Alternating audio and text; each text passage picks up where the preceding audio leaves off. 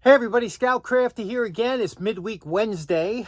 A couple things to talk about today. It's a beautiful day here in the Northeast, so we want to get in and out of here today. I want to take advantage of it, go on my poor man's flea market walk, where I walk around the town and look at the garbage that's thrown out. For those of you that aren't new to the channel, there's a house around the corner that's been emptying out the house, and I've been getting all kinds of great stuff from there every time they throw things out. But it turns out, the other day I ran into the owner. I was driving by early in the day, and I saw the owner next to the house, and I stopped the vehicle. I ran over and I talked to him. His name was Al, very nice gentleman. And we were talking for quite a while. It turns out this was the stuff that we've been getting here and working on was his father's stuff. And he said, my father was a little bit of a pack rat and kind of a hoarder. And I said, geez, I wonder what that's like. I had kind of an instant kinship with the man, but he says he's thinking of downsizing, possibly moving away. And just like we were speculating, he's been cleaning out over the past few months, throwing all kinds of stuff out. And I said, I know what you've been throwing out, because I've been not only taking some of it, but I've been filming it, and a lot of people were envious of what you were throwing out. So he's pretty much at the end of what he's been throwing out. And he said, downstairs, he says, I got this thing. It's called the autoclave. He goes, I don't even know what it's used for. And I was trying to think, autoclave. I think that's for sterilizing tools, for instruments, for medical instruments, right? But at first I thought he was saying like a kiln, because I can use a kiln. So that might be out later on tonight in the trash. Who knows? I'll be walking there later. So I'm looking forward to that. It is a nice night out. It's always nice to walk when it's nice weather. But for today, we got a couple things to do. So let's get started right away. Okay, for our first project, I had this slated. It's in the, upcoming to do project pile. And what's funny about this type of wrench here, this type of monkey wrench, or whatever you want to call it, adjustable pipe wrench, or I picked this up, was like at the 50-cent table, and I picked it up because the scales were tight.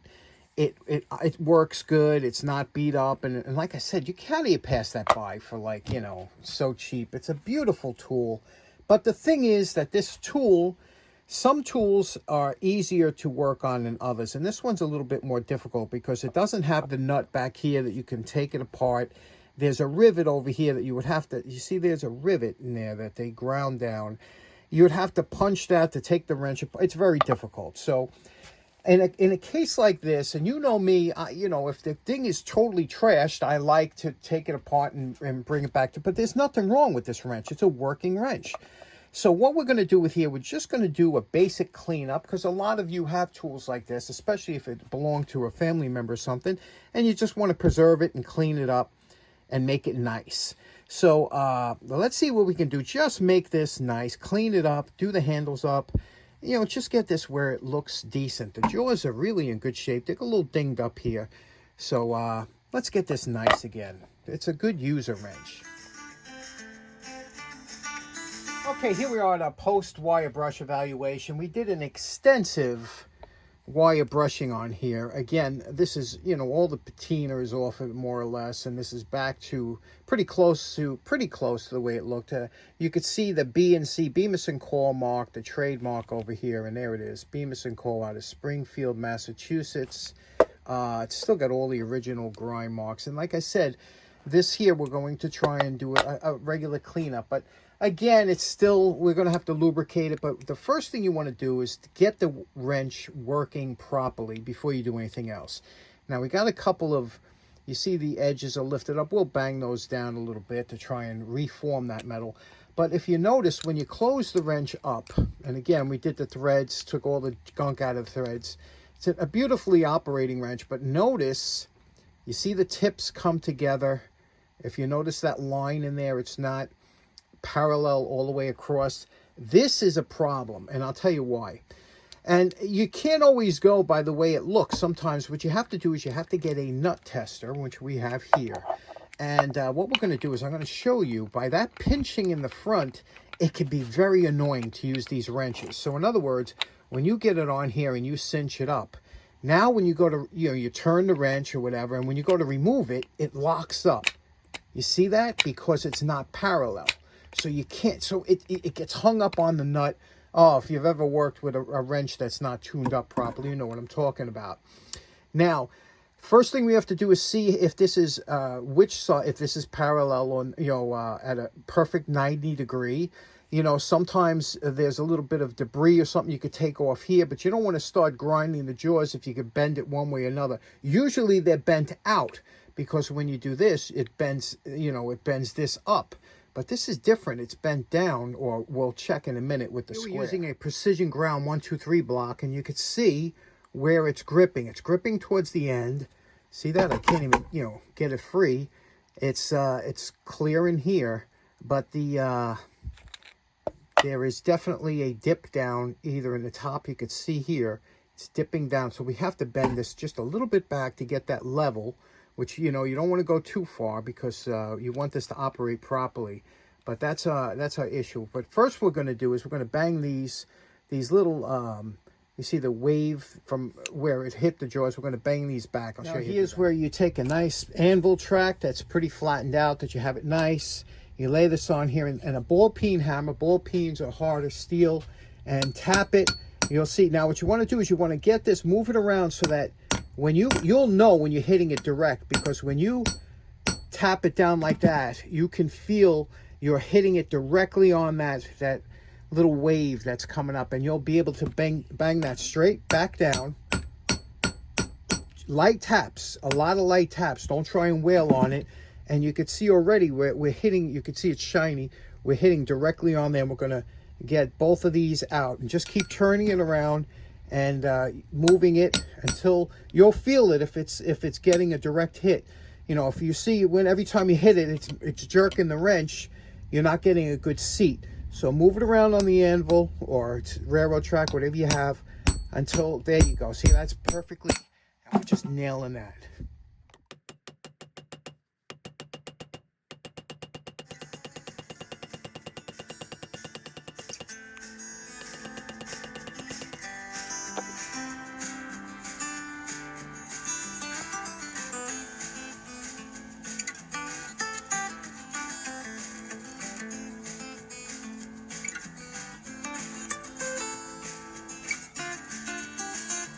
Okay, this is coming along really nicely. You see what we did here? We highlighted the areas that would have been highlighted from the factory here. Took out all the dents, the dings. We beveled the edges. You could see that. It always adds to the look of the wrench. Now, we're still going to go through this with the fiber wheel. We didn't take it all the way down, you know, but we're going to take it down with the fiber wheel and just give it a nice. And I wanted to leave this the original factory bluing or whatever that was in there, so it gives a nice contrast. Now we sanded the handles down.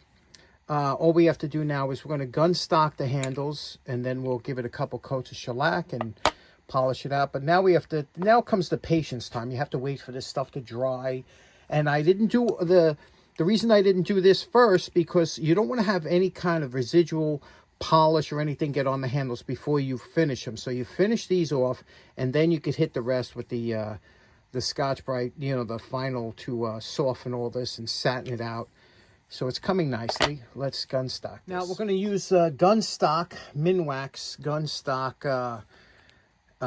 stain, and what we're going to do is wipe it on real quick. Then we're going to take Q-tips with mineral spirits and wipe off the rivet and all the metal and everything, and then let that dry.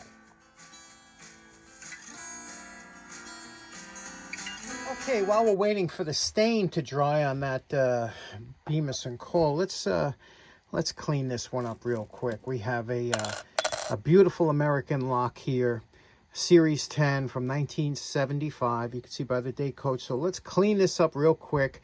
A little wire brush, and these had a nice finish on. Let me show you how nice they look after. Now that we wire brushed the lock, it looks 100% better. Now we take a shop vac. We're going to vacuum out any dirt or anything that might have been in here. And we're going to clean with Q-tips in here. We're going to spray it, clean it first, then lubricate it. And I'll show you what it looks like. Now, you know my favorite part. Remember what this American Series 10 padlock looked like before we started. And we're calling this project done. Look how nice. This is just a wire brushing. You see how nice this comes out. And then we cleaned it again. To clean it, we spray it with Houdini lock. This is a very good for locks. Spray it, clean it with that, and then after it's cleaned out again, vacuum out any excess. And then I use my Tri-Flow, and it's just beautiful. And check out how this works now. Everything's lubricated. Listen to this. You hear that? You hear that snap? Now, if you're going to use this in a commercial environment, a lot of times what they do is they take a little dab of grease and put it by that bearing and a little dab just on these little cutouts here, because that engages the ball bearings. But I don't use it for commercial use or outside. This will be in, in storage like this. So the Tri-Flow is plenty fine for that. There we go. 47-year-old lock. Back looking like it's new old stock. Okay, now back to the Bemis and coil wrench. Remember what it looked like before we started. And we're calling this project done. Boy, this one really, really was a lot of fun to do. And this is within everybody that's watching this video can do this kind of project because there was no special tools or anything involved. Just a little bit of elbow grease. And look how beautiful this looks now. And I didn't go over the top, I just wanted a user wrench, something that would get rid of all the signs of wear and age on it. Took it down to a respectable finish, where it's just beautiful satin-like. Did all the edges, beveled all the edges, so this is just as smooth in your hand. You don't have to worry. Works absolutely beautiful. Locks up just the way it should. It's just a gorgeous little wrench, huh? It's a 50-cent wrench. How can you go wrong with something like this? This is the fun of restoring tools and bringing it back. And I blued in here to give it a little contrast. It's just a attractive wrench, isn't it? I mean, something you would just love to have in your toolbox or your tool drawer. Again, the bevels. See what a difference all that makes? Every time, every edge on there is beveled, and that's the big thing. When you take it down and get rid of those pits, you have to put a bevel back on. And sometimes they don't even come from the factory with that bevel. I don't understand. If you get a sharp tool out of the factory, there's no excuse for that. You don't see the Germans doing that, So I don't know why some of these companies do, but there we go. This one's in the can. Let me show you how this works. Okay, now you remember the problem we had. It was pinching in the front. So what happens when you put this onto the nut like this and you tighten it up when it's all the way in the back of the nut, it should be able to slide off the nut. And sure enough, you see how that slides off and on and still tight enough to grip it, but yet it slides all the way off. That's what you want. You do not want this where when you lock it up here, it gets pinched towards the front, because that, anybody that's used that kind of wrench is very annoying to use. So here it is. Just a beautiful, now, and you can see here, we just had to take a little bit off the edges just to get this parallel so it works perfect. Lovely wrench. Okay, so in closing, really enjoyed these two projects that we had today. I hope you did too. I'm going to leave you with some footage of these beautiful baby raccoons that came to visit the other day, and just so innocent and so beautiful looking. And I hope you have a great rest of the week. We'll see you again on Friday. Take care now. Bye-bye. Come on. Come on, little guy.